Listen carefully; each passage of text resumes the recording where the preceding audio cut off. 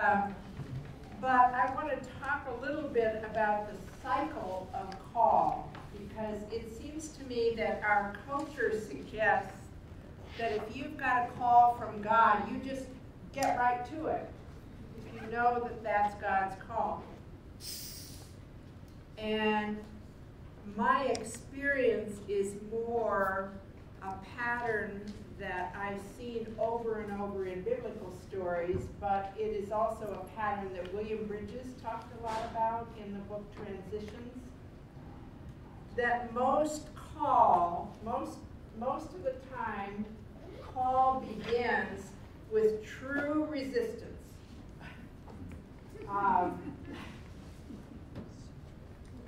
And I would draw that as the call usually begins with, no, I can't possibly do that. I'm too busy. I'm overcommitted. I can't do one extra thing. And if you think about biblical stories, I know this is not a Bible study, but I'm trusting that a lot of you have some of this experience. Think about stories of call. Jeremiah said, absolutely not, I'm too young, I can't do that.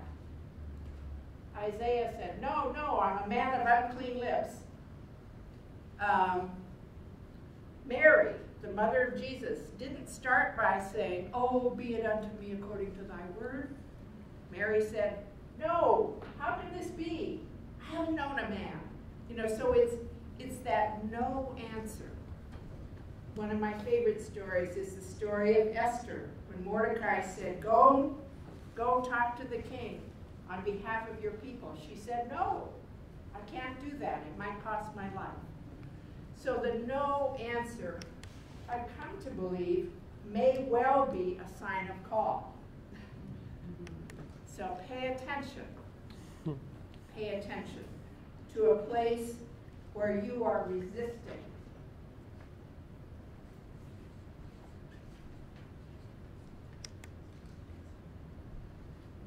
Now, often it seems to me that part of that resistance for a new call comes because at some level we know that it's going to cost us something. It's going to cost us some past security, some past identity. And so along with resistance is releasing an old identity. And we'll say more about these in a minute.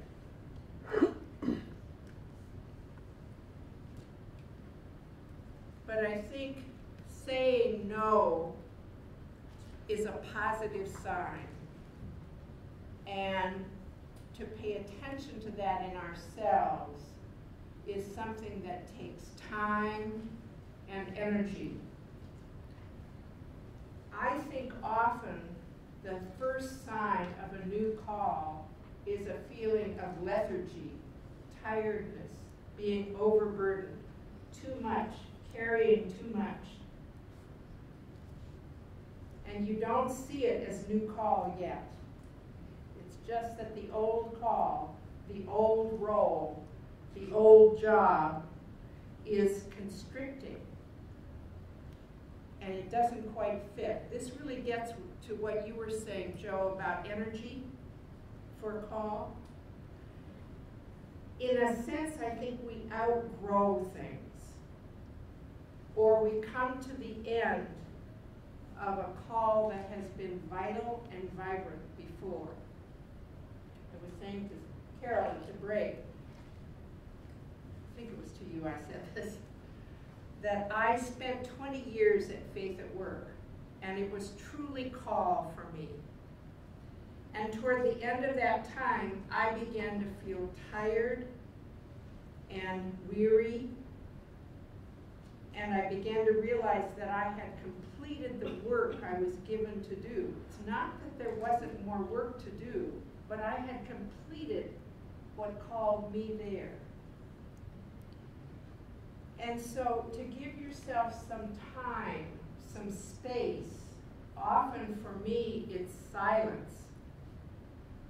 a way to step away from the busyness, to consider what of what I'm doing is really called, and what have I outgrown or moved past.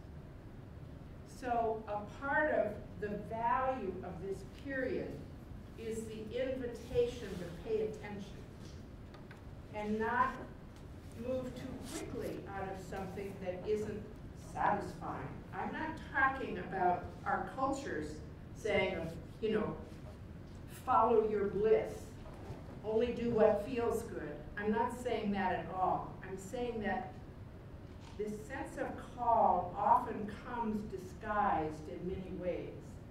And we have to give ourselves some space and time to sort it out. Most of us don't have a lot of time. Most of us don't live in a culture that values taking Sabbath or taking retreats. How many of you have ever been on a silent retreat? Oh, good. This is a very mature group. When I arrived at Church of the Savior in 1976, we talk about the journey inward and the journey outward. And I grew up in a Presbyterian church. I knew about silence. Why, the pastor used to say, well, have a little time for silent prayer. Now, if you'll turn to page 267. So it flew by in about 30 seconds. So I got to Church of the Savior, and somebody said, you should go on a silent retreat. We do that once or twice a year. So I took 6 books, because I hate to waste time, and I couldn't imagine what we would do on a silent retreat. And the silent retreat leader, who was a wonderful Southern lady, said, now, if you brought any books, I want you to lock them in your car. And I thought, oh my, she saw me with my book bag. And sure enough, we spent a whole weekend on 2 verses of Scripture. And there was just lots of space in between. And the first thing she said was, if you need to sleep, you just sleep. God speaks to you in those silent places. And then, this was the important thing, the gift. She said, we're here to experience God's love. We're here to hear that you are good as you are. You are God's beloved child. And I've come to believe that I go on silent retreat as often as I can now, 3 or 4 times a year.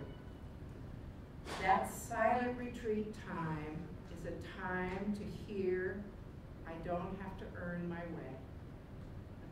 I don't have to do anything.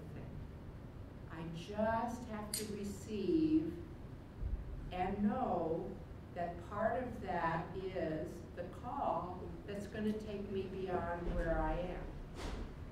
And that call is going to continue to spiral through my life, that there is no retirement. There will be change, but there is no retirement program from God's call. So when I am feeling I am too busy to possibly go on a silent retreat, it's a sign that I need to sign up for one right away. Because for me, being in a setting where someone else can offer guidance and I can simply be held and remember that I am already beloved. I am already good. I am already accepted. That I don't have to earn that is, for me, the first step in discerning a call. Then if I manage to get through that period of saying no, and I have to confess, I really book myself pretty tightly, so it's hard to get past that. Then I think we pass into what I would draw in orange, and it's a time of questioning, possibility. is this a new call? That time of questioning, I think, has for me a couple of dimensions. One is looking at my own history, my own capabilities. I call that reclaim.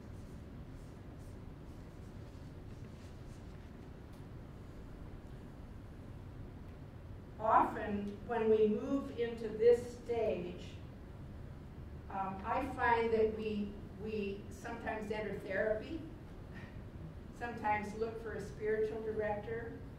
This is not a group activity, reclaiming from the past. Often it takes a one-to-one relationship with somebody who can companion you a little bit.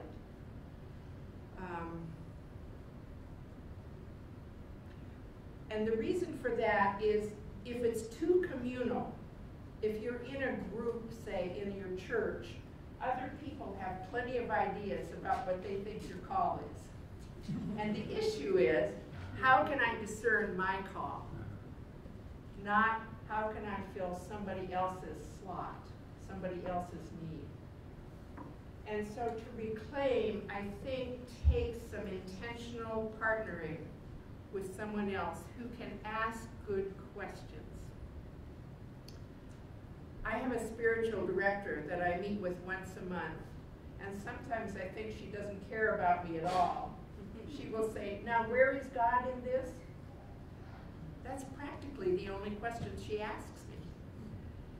Because I get so full of my own story that I forget that that's what I'm there for. And to reclaim some of your own gifts. When I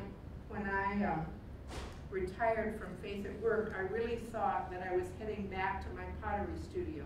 I had been a professional potter in the 70s, earned my living that way. And then when my husband retired from the Army, I went to seminary and then went to work for Faith at Work, and I didn't have time for making pots. So I thought I was heading back to the pottery studio. And I wrote The Soul Work of Clay, which I think there's a copy or two over there. And I thought what I was doing was reclaiming something that had been really life-giving and wonderful. But it turned out God wasn't finished with me yet. And people like Patrice would call and say, would you come and do a little retreat or something? And I began to realize that part of reclaiming for me was reinterpreting my earlier experience in a new way. A way I mentioned earlier, a way that shifted from programmatic responsibility to projects. So it was a shorter term use of something I had done full-time at an earlier time.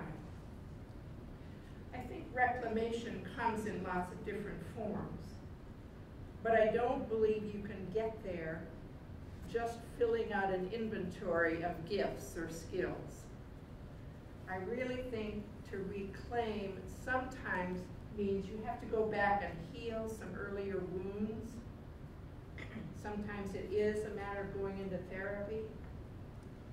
Sometimes it's a matter of exploring your family story for some of the barriers that have kept you from living fully, because the call is not just about the work you're to do. It is really God's plan to bring you to wholeness.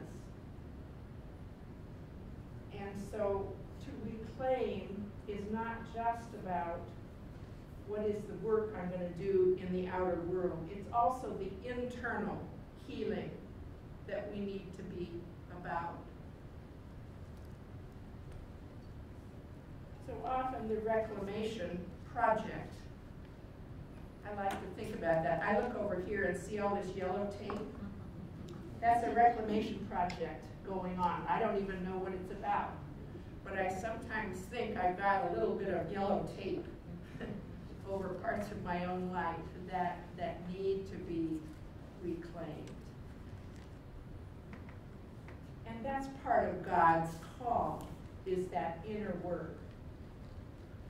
And then there's another piece of this that I really almost overlooked, and that is what I call revelation.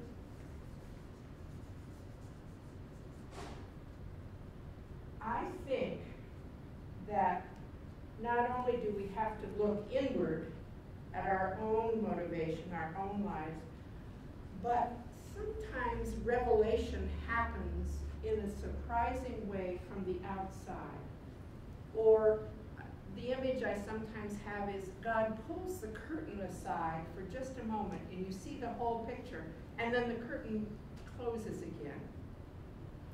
Now, we live in a culture that loves revelation, angel TV shows, and things that don't take any ongoing responsibility. That's not what I'm talking about. But I do think that we get glimpses of the whole picture.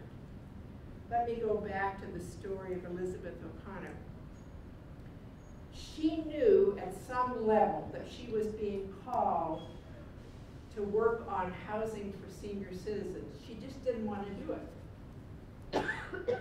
And so she would say toward the end, I would just go back to the no. I wasn't willing to say yes to the glimpse that I had gotten. I'm guessing that every one of you have a glimpse of what your true call is, even if you don't have the full picture. And we have the power and the freedom to say no to that. I know people, I don't think any of you are this way, but I know people who cycle on this side with an inner squirrel cage of possibility and call and never move it into the outer world. We live in a culture that separates our inner life from our outer life. We live in a culture that says, don't bring your personal life to work, we have a job to do. We live in a culture that says, oh, you're disturbed on your inner life, well, take a pill. Go shopping. Turn on the TV set. Distractions. And so it's important for us to know that we live in a culture that does not encourage people to move their call into action. Why? Because we make better consumers. If we're slightly anxious, we make better consumers. And I'm just as much a child of this culture as you are. We live in a culture that encourages us to stay in that slightly ill-at-ease separation of inner call and outer action. Because it serves our economic engine. And I think when you begin to take call seriously, you are much more likely to be clear about the yeses and nos in your life. You are much less likely to go out and buy stuff you don't need and do things you don't want and eat food you don't. It's not good for you. So I'm not going to harp on that anymore, but I just think that for us to know that we're not in a culture that supports living out of call is an important thing to know. So suppose you're getting pushed, because my experience of God is that one nudge is never enough. And this is good news. You don't get just one chance. There used to be an old beer ad on television. You only go around once. Grab all the gusto you can. The truth is our faith says, oh no, God is eternally faithful and will keep putting those breadcrumbs right in your path, inviting you into your call, making you a little sick if you're not, you know, but it's always that invitation to move into action.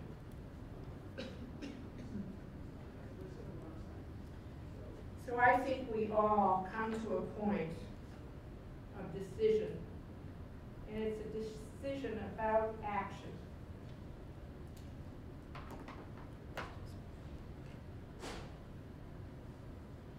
I call it crossing the poison river. Because I think that moving things into the outer world often feels like a risk. And so the question is one of trust. Do I trust that this call is something bigger than my own ego? Because if it's not, then I better stay with what works. I better play it safe. But if you really trust that there's something bigger going on, that you belong to a bigger story, that you can leave behind some of the resistance, some of the fears, because fear is a big part of our inner lives. If you can leave that behind, then I think you really get to the place of call, of acting out of call. And it almost feels life-threatening sometimes to take a chance. Often this gets expressed in taking on a new job, taking on a new challenge, stretching beyond what you've done before. And so the risk is also an act of faith. And often that risk is by yourself, solo. It feels like you've left behind the old support system. I think sometimes it feels like you're standing naked in the world. And it's important, I believe, not to stay there too long. Because the danger is I will think this is my own doing. The need is to move fairly quickly into some kind of community. I call it relating. But it's really some kind of structure that involves other people. If I know anything about call, it is that it's not for our ego. It is for the good of community. It is for the good of more than ourselves. It is on behalf of something larger. And so if you're taking a risk that feels alone and unsupported, I would say the next step is pray up a partner. Pray up someone who can walk with you. Because if you don't, and you get too ego invested in it, there won't be any freedom to move. Our culture says be self-sufficient. Do it yourself. Take action. But our faith says, oh no, you're created to be part of a body. You're not the head, the hands, the feet, and the heart. You are part of a collective body. And this is where what I've been doing the last 3 days here, I think is the invitation for many residents here, is to take the risk of knowing that we are here to be connected to one another. And the connection of community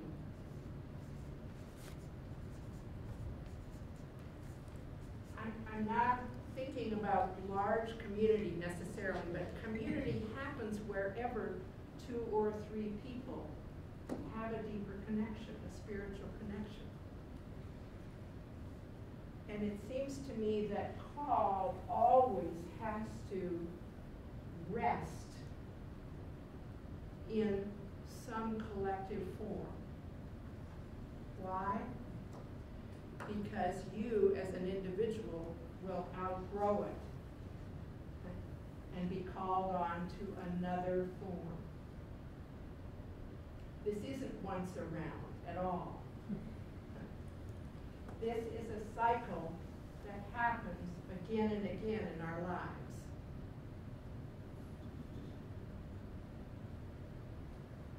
So I'm going to stop talking right now, and I'm going to ask you to think about your own life, your own sense of call.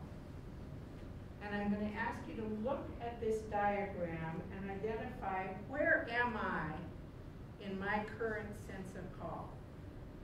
Am I over here in the inner world wondering if maybe I've come to the end of something I've been doing and I'm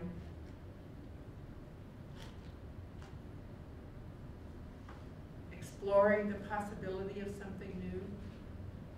It's safe enough to mention that here. Nobody's here giving you a job evaluation.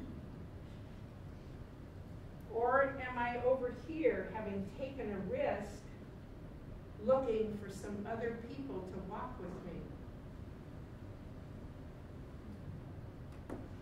So I'd like you to look at this cycle, identify, where am I now?